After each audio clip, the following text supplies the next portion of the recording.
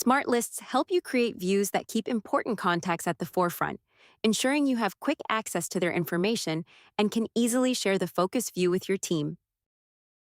And now, you can create them in companies. Let's learn how to add a smart list. Head to the Companies tab inside the Contacts section and click Plus List. Enter a name to identify your smart list.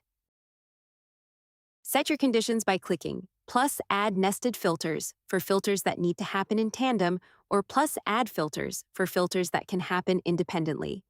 Then click Apply once satisfied with your filters. Click Create to save your smart list and add it to your company's sorting tools. This feature reduces repetitive setup for teams working with companies, helping you keep your records properly organized and making it easier than ever to prioritize your B2B opportunities. This feature helps teams quickly focus on the most relevant companies by prioritizing records that fit your filters, giving you the comfort of smart lists you are used to from the contacts view. We hope you enjoy it.